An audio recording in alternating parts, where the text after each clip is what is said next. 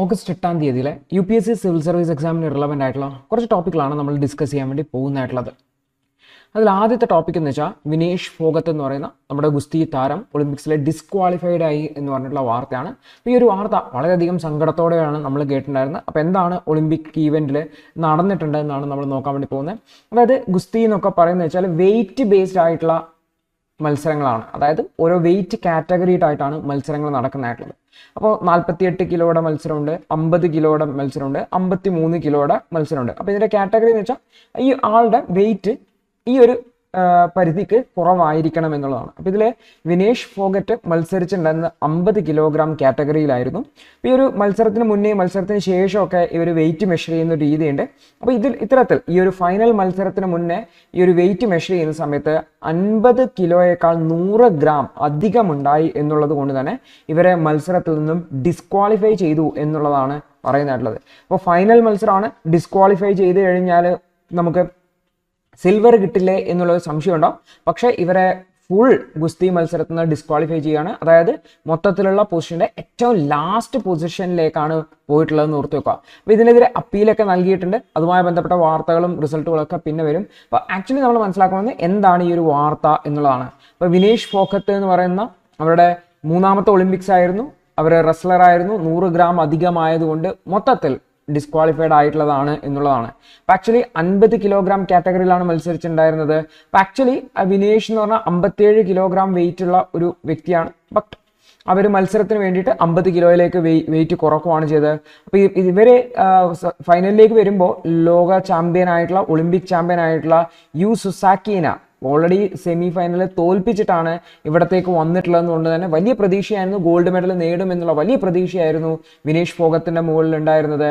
But എല്ലാത്തിനും വിപരീതമായിട്ട് ഇത്തരത്തിലുള്ളൊരു സംഭവമാണ് ഉണ്ടായിട്ടുള്ളതെന്ന് ഓർത്ത് വെക്കുക. അപ്പോൾ ഈ ഒരു ഇൻസിഡൻറ്റ് ഒന്ന് ഓർത്ത് വെക്കാൻ വേണ്ടി ശ്രമിക്കുക.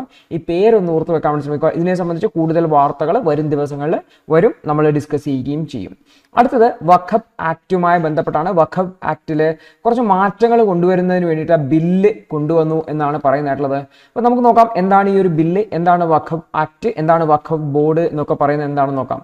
അപ്പോൾ ആക്ച്വലി ഈ വഖഫ് ആക്ട് 1995 കുറച്ച് മാറ്റങ്ങൾ കൊണ്ടുവരുന്നതിന് വേണ്ടി, പ്രത്യേകിച്ചും വഖഫ് ബോർഡിൻ്റെ അധികാരങ്ങളുമായി ബന്ധപ്പെട്ട് കുറച്ച് മാറ്റങ്ങൾ കൊണ്ടുവരുന്നതിന് വേണ്ടിയിട്ടുള്ള ബില്ല് കൊണ്ടുവന്നിട്ടുണ്ടായിരുന്നു.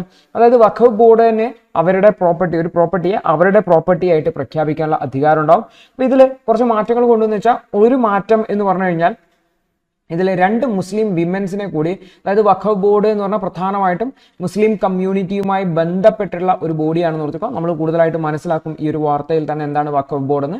അപ്പോൾ അതിൽ 2 മുസ്ലിം സ്ത്രീകളെ ഉൾപ്പെടുത്തണമെന്നും 2 നോൺ മുസ്ലിം മെമ്പേഴ്സിനെ വഖഫ് ബോർഡിലെ മെമ്പറാക്കി മാറ്റണം എന്നുമാണ് ഒരു കാര്യം പറഞ്ഞിട്ടുള്ളത്.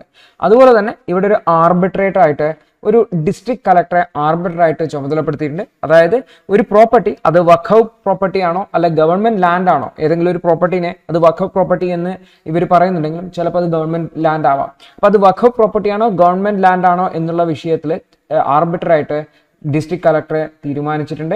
അപ്പോൾ ആക്ച്വലി 1995 ഇത്തരം വിഷയങ്ങളുമായി ബന്ധപ്പെട്ട കാര്യങ്ങൾ വഖഫ് ട്രൈബ്യൂണൽ ആയിരുന്നു കൈകാര്യം ചെയ്തുകൊണ്ടിരുന്നത്.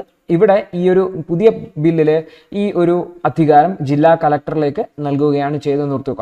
അപ്പോൾ ഇതിൻ്റെ തുടർച്ചയായിട്ട് ഈ ഒരു ആക്ടിൻ്റെ പേര് തന്നെ മാറ്റി unified Waqf management empowerment efficiency and development act 1995 എന്ന രീതിയിലേക്ക് റീനെയിം ചെയ്യാൻ വേണ്ടിയിട്ട് തീരുമാനിച്ചിട്ടുണ്ട്.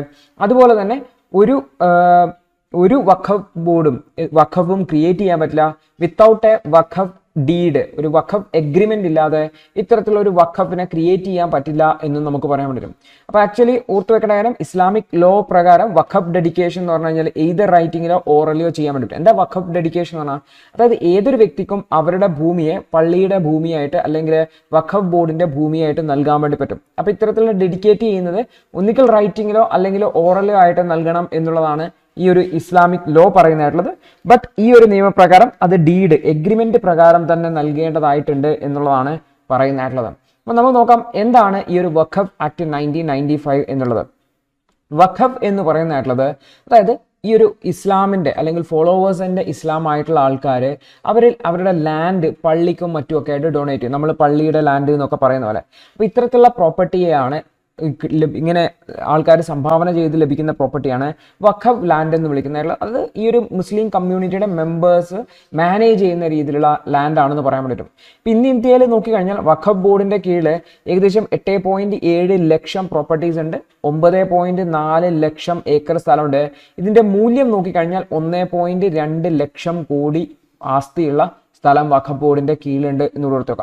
അതായത് ഇന്ത്യയിലെ 3rd ലാർജസ്റ്റ് ലാൻഡ് ഓണർ ആയിട്ട് നമുക്ക് വഖഫ് ബോർഡിനെ കണക്കാക്കാൻ വേണ്ടി പറ്റുന്നതാണ്. അപ്പോൾ ഇത്തരത്തിലുള്ള വഖഫ് ബോർഡുമായി ബന്ധപ്പെട്ട വിഷയങ്ങളെ കൈകാര്യം ചെയ്യാൻ വേണ്ടി 1954 വഖഫ് ആക്ട് കൊണ്ടുവന്നിട്ടുണ്ടായിരുന്നത്. അപ്പോൾ ഈ ഒരു ആക്ട് പാർലമെന്റ് പാസ്സാക്കുകയും ചെയ്തു. പിന്നീട് 1995 ഈ ആക്ടിന് അമെൻമെന്റ് കൊണ്ടുവരികയും വഖഫ് ബോർഡിന് കൂടുതൽ അധികാരങ്ങൾ നൽകുകയും ചെയ്തിട്ടുണ്ടായിരുന്നു. പിന്നീട് 2013 ഈ ഒരു ആക്ടിന് അമെൻമെന്റ് കൊണ്ടുവന്നു. അതുവഴി വഖഫ് ബോർഡിന്റെ അധികാരങ്ങൾ വർദ്ധിക്കുന്ന ഒരു സാഹചര്യം ഉണ്ടായിരുന്നത്. ഏത് പ്രോപ്പർട്ടിയെയും വഖഫ് പ്രോപ്പർട്ടിയായിട്ട് പ്രഖ്യാപിക്കാനുള്ള അധികാരം വഖഫ് ബോർഡിന് നൽകിയിട്ടുണ്ടായിരുന്നു എന്നുള്ളതാണ്. അപ്പോൾ ഇത്തരത്തിൽ ഒരു സർവേ കമ്മീഷനാണ്. അദ്ദേഹം എല്ലാ പ്രോപ്പർട്ടീസിനെയും എന്ത് ചെയ്യും, ഡിക്ലെയർ ചെയ്യും, ഒരു വഖഫായിട്ട് ഡിക്ലെയർ ചെയ്യും. അപ്പോൾ ആക്ച്വലി ലോക്കൽ ഇൻവെസ്റ്റിഗേഷനും സമ്മണിയും വിറ്റ്നസിനും ഒക്കെ ചേർത്തുകൊണ്ട് ഒരു സർവേ കമ്മീഷണറാണ് ഒരു വഖഫ് പ്രോപ്പർട്ടിയായി പ്രഖ്യാപിച്ചതിനെ കൺഫേം ചെയ്യുന്നതെന്നും കൂടി ഓർത്തു വെക്കേണ്ടതാണ്. ഇത്തരത്തിലുള്ള വഖഫിനെ മാനേജ് ചെയ്യുന്നത് ആരാണ്, ഈ പ്രോപ്പർട്ടിയൊക്കെ മാനേജ് ചെയ്യുക എന്ന് വെച്ചാൽ അതിന് വേണ്ടിയിട്ട് ഒരു സൂപ്പർവൈസർ ഉണ്ട്. അദ്ദേഹത്തെയാണ് മുത്താവലി എന്ന് വിളിക്കുന്നതെന്നും കൂടെ ഓർത്തു വെക്കുക. അത് ആ കമ്മ്യൂണിറ്റി അപ്പോയിന്റ് ചെയ്യുന്ന ആളാണ്. അപ്പോൾ ഇത് ആക്ച്വലി ഒരു ട്രസ്റ്റിനെ പോലെയാണ്. കാരണം ഇന്ത്യൻ ട്രസ്റ്റ് ആക്ട് 1882 ഉണ്ട്. അതുപ്രകാരം ഒരു ട്രസ്റ്റിനെ പോലെയാണ് ഇത് ആക്ട് ചെയ്യുന്നതെന്നും കൂടി ഓർത്തു വെക്കുക. അതായത് ഒരു ബ്രോഡർ പർപ്പസിലാണ് ഇത് പോകുന്നത്. അതുപോലെ തന്നെ ഒരു ഡിസോൾവ് ചെയ്യാൻ വേണ്ടി പറ്റും. വഖഫ് എന്ന് പറഞ്ഞാൽ മെയിൻലി റിലീജിയസ് അതുപോലെ തന്നെ ചാരിറ്റബിൾ പർപ്പസിന് വേണ്ടിയിട്ടാണ് യൂസ് ചെയ്യുന്നതായിട്ടുള്ളത്, അല്ലെങ്കിൽ അത്തരം ആവശ്യങ്ങൾക്ക് വേണ്ടിയിട്ടാണ് യൂസ് ചെയ്യുന്നത്. അപ്പോൾ വഖഫ് എന്ന് പറഞ്ഞാൽ ആർക്ക് ക്രിയേറ്റ് ചെയ്യുന്ന വെച്ചാൽ പബ്ലിക്കിന് ക്രിയേറ്റ് ചെയ്യാം, ചാരിറ്റബിൾ പ്രോപ്പർട്ടി വേണ്ടി ക്രിയേറ്റ് ചെയ്യാം, പ്രൈവറ്റ് ആയിരിക്കാം. അതുപോലെ തന്നെ ഈ ഒരു പ്രോപ്പർട്ടിയുടെ ഓണേഴ്സിന് ബെനിഫിറ്റ് ചെയ്യുന്ന, അവരുടെ ഡിസെൻഡൻസിന് ബെനിഫിറ്റ് ചെയ്യുന്ന രീതിയിൽ വേണമെങ്കിൽ വഖഫ് ക്രിയേറ്റ് ചെയ്യാം എന്നുള്ളതാണ്. ഒരു വഖഫ് ക്രിയേറ്റ് ചെയ്യണമെന്നുണ്ടെങ്കിൽ ഒരു വ്യക്തി, അദ്ദേഹത്തിന് നല്ല സൗണ്ട് മൈൻഡ് ഉണ്ടാവണം, അദ്ദേഹത്തിന് സ്വന്തമായിട്ട് ഒരു ഭൂമി ഓണർഷിപ്പിൽ ഉണ്ടാവണം എന്ന് മാത്രമേ പറയുന്നുള്ളൂ. അതായത് ഒരാൾ വഖഫ് ക്രിയേറ്റ് ചെയ്യണമെന്നുണ്ടെങ്കിൽ അദ്ദേഹത്തെയാണ് വഖിഫ് എന്ന് വിളിക്കുന്നതായിട്ടുള്ളത്. അതായത് വഖഫ് ഭൂമി ക്രിയേറ്റ് ചെയ്യുന്ന ആളെ വഖിഫ് എന്ന് വിളിക്കും. അദ്ദേഹം ഒരു മുസ്ലിം ആവണമെന്നില്ല, അദ്ദേഹം ഇസ്ലാമിക് പ്രിൻസിപ്പിൾസ് പ്രൊഫസ് ചെയ്യുന്നുണ്ടായാൽ മതി എന്നുകൂടി ഓർത്തു വെക്കേണ്ടതായിട്ടുണ്ട്. അപ്പോൾ ഏതൊരു സ്ഥലത്തെയും വേണമെങ്കിൽ വഖഫ് ആയിക്കഴിഞ്ഞാൽ അതിനൊരു ട്രസ്റ്റിനെ പോലെ ഒരു ട്രസ്റ്റിൻ്റെതായിട്ടുള്ള റോള് വരും എന്നുള്ളതാണ് ഇതിൻ്റെ പ്രത്യേകതയായിട്ടുള്ളതെന്നും കൂടി ഓർത്തു വയ്ക്കേണ്ടതായിട്ട്. അപ്പോൾ ഈ ഒരു വഖഫുമായി ബന്ധപ്പെട്ട പ്രൊവിഷൻസിലാണ് ഇപ്പോൾ നിലവിൽ മാറ്റം വരുത്തുന്നത്. നിലവിലുള്ള വഖഫ് ബോർഡുകളുടെ അധികാരം വെട്ടിക്കുറക്കാനുള്ള ശ്രമമാണ് നടക്കുന്നതെന്നും കൂടി ഓർത്തു വെക്കുക. അടുത്തത് ജമ്മു ആൻഡ് കാശ്മീരിലെ കൗണ്ടർ ടെററിസം മെഷറുമായി ബന്ധപ്പെട്ടതാണ്. അപ്പോൾ ആക്ച്വലി ഈ ഒരു ജമ്മു കാശ്മീരിലെ അക്രമങ്ങൾ വർദ്ധിച്ചു വരുന്നുണ്ട്, ടെററിസ്റ്റ് ഈവൻറ്റുകൾ വർദ്ധിച്ചു വരുന്നുണ്ട്, നമ്മൾ കഴിഞ്ഞ കുറച്ച് ദിവസങ്ങളായിട്ട് ഡിസ്കസ് ചെയ്തിരുന്നു. അതുമായി ബന്ധപ്പെട്ട ഒരു ആർട്ടിക്കിളാണ് നമുക്ക് നോക്കാം. ദി ഹിന്ദുവിന്റെ ഇന്നത്തെ വിശകലനം കണ്ടതിന് നന്ദി. നിങ്ങൾക്ക് ഇത് സഹായകരമായെന്ന് വിശ്വസിക്കുന്നു.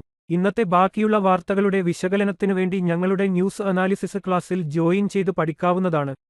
ഒരു മാസം വെറും 159 രൂപയ്ക്ക് നിങ്ങളുടെ UPSC തയ്യാറെടുപ്പിന് ആവശ്യമായ എല്ലാ പ്രധാന വിശദാംശങ്ങളും ഉൾക്കൊള്ളുന്ന ഒരു സമഗ്രമായ ന്യൂസ് അനാലിസിസ് നിങ്ങൾക്ക് മലയാളത്തിൽ ലഭിക്കും.